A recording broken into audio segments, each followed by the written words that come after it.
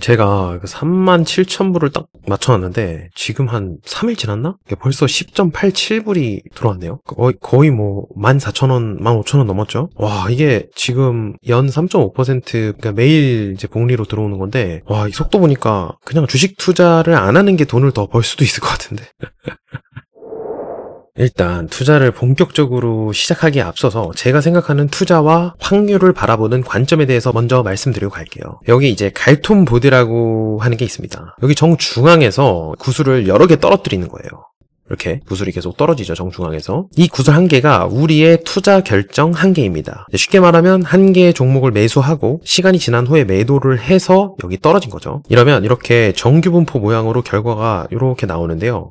여기 중앙이 수익률 0%, 그리고 뭐 마이너스 2%, 플러스 2%, 그리고 여기 꼬리를 이제 테일이라고 부르는데, 코로나 같은 경제 위기를 이제 테일 이벤트라고 하죠. 이런 뭐 이제 반토막 마이너스 50%, 0%라고 했죠. 뭐 이런 식으로 있다고 치면은 요 모양이 잘하는 사람들의 경우에는 이런 식으로 약간 오른쪽으로 가게 됩니다. 근데 이 오른쪽으로 가면 이 잘하는 사람은 이 중앙에 공이 제일 많이 떨어지겠죠. 근데 지금 이렇게 파란색처럼 잘하는 사람이라고 해도 여기 이제 끝에 있는 코로나 같은 테일 이벤트를 피할 수 있냐? 당연히 아니에요. 그래서 많은 사람들이 이 투자 잘하는 사람 조롱합니다. 뭐 어차피 다 똑같다. 뭐 그래서 코로나 피했냐? 코로나 때는 뭐 쇼쳐서 돈 벌었냐? 뭐 너도 기관도 똑같이 손해를 봤네. 뭐 해지 펀드도 다 같이 망했네. 이러면서 투자 공부가 다 필요 없다고 얘기를 합니다. 이게 미래를 정확하게 예측할 수 있는 사람은 이 세상에 없잖아요. 카지노도 한 개 테이블에서 다음 게임에 딜러가 이길지 도박꾼이 이길지 몰라요. 근데 카지노는 게임이 1000번 진행되면 어떻게 될지는 아주 잘 알고 있죠. 그러니까 여기에서 지금 떨어진 공 하나 있잖아요. 공 하나가 어디로 갈지 맞추는 거는 그냥 불가능하다는 거죠. 1000개의 구슬이 내렸을 때는 이런 식으로 정규 분포를 따르기 때문에, 그래서 제 목표는 이 종 모양을 오른쪽으로, 뭐 아주 많이도 필요 없어요. 진짜 살짝만 이렇게 이동시키면 되거든요. 공 1000개 던져가지고 떼돈을 벌고 싶은 거죠. 자, 그러려면 일단 공을 1000번 던질 수 있어야 됩니다. 워렌 버핏 할아버지가 와도 이상한 잡주에 몰빵 쳤다가 깡통 차면 그 다음엔 답이 없어요. 그래서 정리하면 우린 두 개가 필요하다. 리스크를 관리해서 공을 1000번 던져야 되고요. 집요하게 몰입해서 공부를 해야 됩니다. 그러면 이 두 번째 게 이제 종 모양을 좀 오른쪽으로 움직이게 하고 리스크 관리를 하면서 여러 번 시도를 하면 이제 저는 떼돈을 벌 수가 있다고 생각하는 거죠.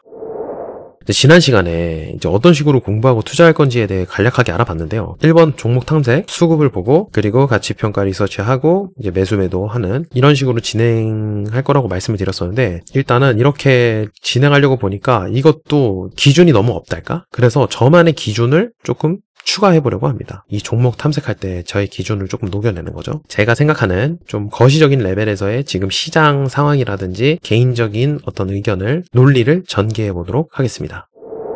저는 일단 지금 미국 주식시장이 좀 과열됐다고 생각을 하거든요. 근데 그렇다고 뭐 당장 떨어질 것 같다, 뭐 그런 뜻은 아니고요. 그냥 마음 편히 주식을 사기에는 좀 부담스러운 레벨이다, 이런 생각이 있습니다. 이렇게 생각하는 몇 가지 근거를 좀 설명을 해볼게요. 얀데리 리서치라고 하는 웹사이트고요. 여기 지금 첫 번째 차트를 보시면 빨간색 선이 지금 S&P 500 지수 차트고요. 파란색 선들이 포워드 PE, 그러니까 이제 미래에 벌 돈에 비해서 몇 배의 프리미엄을 받고 있냐, 이건데요. 여기가 이제 10배, 15배, 20배, 25배 이렇게 있습니다. 이게 아마 역사적 평균이 한 16에서 17 정도 되는 걸로 알고 있어요. 20배가 넘어가면 고평가 구간에 있다고 판단을 하고 있습니다. 지금 보면 이 20배에서 25배 중간, 한 23배 정도 프리미엄을 받고 있다고 볼 수가 있는 거죠. 그럼 지수 숏에 몰빵 치면 되는 거 아니냐고요. 그러다 다 깡통 차고 시장에서 퇴출이 되는 겁니다. 주가 지수가 얼마나 오랫동안 고평가되어 있을지는 아무도 몰라요. 제가 말씀드리려고 하는 건 지수 레벨이 좀 부담스럽다, 공격적으로 주식을 사기에는 좋은 시기는 아닌 것 같다, 이 정도라고 보시면 됩니다. 그리고 지금 S&P 500 지수에서 M7이 차지하는 비중이 30%를 넘어갔습니다. 30%가 뭐야? 여기 지금 35%거든요? 그리고 퍼포먼스 차이도 엄청나요. 여기 지금 보시면 M7 그룹 전체 수익률이 있는데 2023에서 2024년 기간 동안 지금 M7만 156.1% 올랐고요. 나머지 493개 기업은 25%밖에 못 올랐어요. 그리고 이거를 합쳐봤더니 전체 S&P는 57.9% 올랐더라. 요즘도 엄청 M7이 이제 핫하게 올라가고 있죠. 이런 현상은 당연하다고는 생각은 해요. 이제 돈을 잘 버는데 기술적으로도 뛰어나고 미래의 기술에 또 가장 많이 투자하고 있는 기업이니까 쏠리는 건 당연한데 제 생각은 그냥 너무 과하다는 입장입니다. 이 비율이 추세적으로 낮아지기는 구조적으로 힘들다고 생각은 하는데 쏠려도 너무 쏠렸다. 그리고 이게 쏠린 거의 배경은 AI 기술에 대한 어떤 기대감 때문에 쏠리는 거잖아요. 근데 그 AI 기술이라고 하는 게 과연 이 정도의 돈이 몰릴 정도로 엄청난 기술이냐? 당연히 엄청난 기술입니다. 저 같은 바보도 이렇게 리서치 해줄 수 있게 세상을 바꿨다고 생각은 하는데 그게 과연 이 전 세계 유동성을 다 빨아먹을 만한 어떤 그런 경제 규모로 성장할 것이냐라고 생각하면 물론 먼 미래에는 그럴 수 있지만 지금 이 시점에서는 좀 너무 과하다 이런 입장입니다. 그리고 이거는 이제 물가 차트거든요. 2022년 6월 최고점을 찍고 금리를 빠르게 올리면서 물가가 잡혔습니다. 금리를 좀 추가해 볼게요. 금리가 이제 엄청나게 빠르게 올라가면서 물가 지수들이 잡힌 거를 볼 수가 있죠. 우리한테 중요한 거는 이 다음이잖아요. 이 다음에는 어떻게 될까? 요게 이제 궁금한 건데 제가 보는 관점은 이 물가가 요 밑으로 이렇게 쭉 요렇게 떨어지기는 쉽지 않다. 슬금슬금 요렇게 올라가지고 시장을 괴롭힐 가능성이 높다라고 판단을 하고 있습니다. 그 근거에 대해서 좀 설명을 드려볼게요. 일단 가장 대표적으로 M2부터 보면 이제 다시 역사상 최고치를 뚫고 올라가고 있습니다. 이렇게 유동성이 풀린다는 거는 우리 산업 전반에 디플레이션 요소가 크지 않은 이상 인플레이션 요소입니다. 저는 이제 최근 이 AI 기술의 발전이 실제 강력한 인플레이션 요소로 작용하려면 아직 5년에서 10년 정도는 이르다 이렇게 생각을 하고 있거든요. 그러니까 약간 거품이란 소리죠. 그렇기 때문에 이 유동성 증가는 인플레이션에 직접적인 영향이 있을 거라고 생각을 하고 있습니다. 그리고 최근 트럼프가 이제 파월을 자르네 마네 말이 많았죠. 이런 식으로. 물론 이제 시장이 걱정하는 눈치가 좀 있으니까 해고를 하진 않았는데요. 주기적으로 이제 막 금리 내려라 막 압박도 하잖아요. 여기 지금 보면 트럼프 압박 버티는 파월. 이번에 최근에 이제 동결을 또 했죠. 근데 이제 이런 트럼프 정부의 행보가 연준이 이제 인플레이션 파이팅을 하는 데 있어서 걸림돌이 될 거라고 생각합니다. 생각을 해보면 이제 파월 연준 입장에서 저렇게 대놓고 현재 정부가 저렇게 압박을 하면 뭔가 독립성 있게 움직이기가 쉽지 않겠죠. 그리고 뭐 예를 들어서 이제 트럼프의 압박에 타협을 해가지고 연준이 금리를 섣부르게 내리게 되면 시장이 굉장히 혼란스러워질 수 있다고 생각하고 있습니다.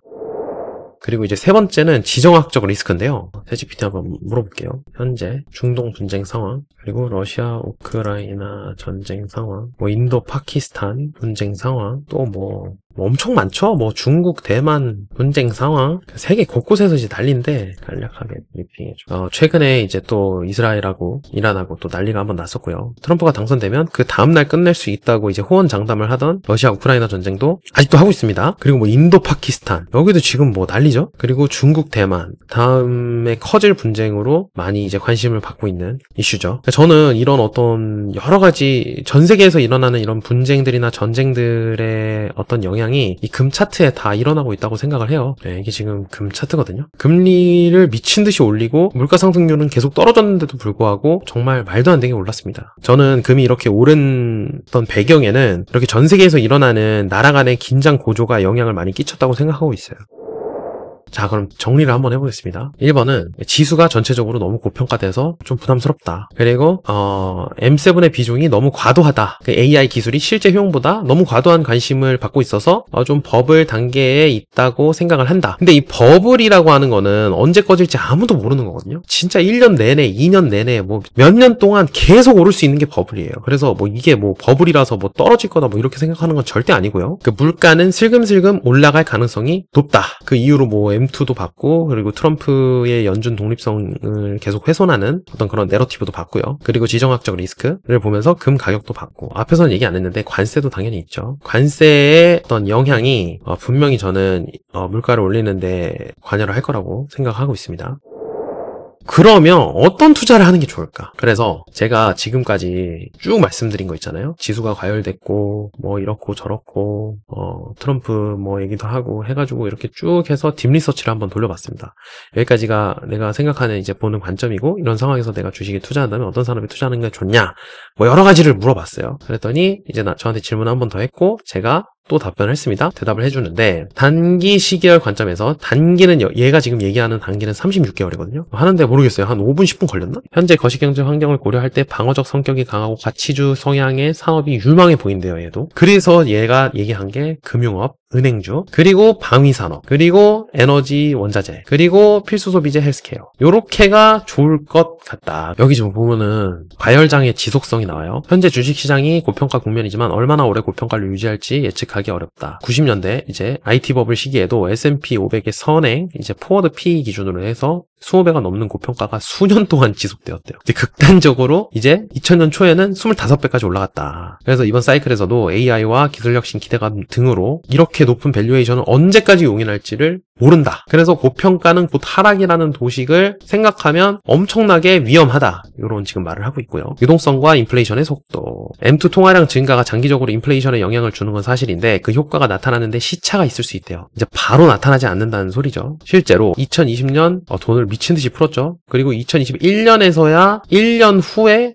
이제 물가가 오르기 시작했다. 자, 그리고 여기 지정학적 리스크의 양면성도 얘기해주네요. 저는 이제 불안하니까 이런 것들이 인플레이션 요소다라고 이제 얘기를 했는데 투자자들에게 불안한 요소인데 아이러니하게도 만성화된 갈등은 시장이 일정 부분 학습하고 받아들여지는 측면도 있대요. 굉장히 공감이 되는 게 이제 사람들이 뭐가 좀 터져도 이제 주식시장이 이제 꿈쩍도 안 하죠. 그리고 이제 트럼프의 타코라 그래가지고 트럼프 always 치킨 아웃, 트럼프 맨날 도망간다. 요게 이제 좀 내러티브가 잡히니까 이제 관세에 대해서 좀 세게 얘기해도 이제 그렇게 안 할 거잖아. 약간 이런 식으로 이제 받아들이는 그런 것과도 같다고 생각을 합니다. 그리고 러시아 우크라이나 이제 전쟁이 발발했을 때도 시장에 큰 충격을 맨 처음엔 줬는데 1년 이상 지속되면서 이제 어느 정도 안정세를 찾았다. 근데 이제 웬만한 이제 자극에는 반응을 안 한다. 뭐 이런 뜻이고요. 포트폴리오 구성 제안을 해줬습니다. 향후 6에서 1년 정도를 염두한 포트폴리오 예시를 든대요. 이게 제가 정말 원하는 것 같아요. 지금 당장. 주식 60%, 방어적 가치주 섹터, 그러니까 금융, 방산산업재,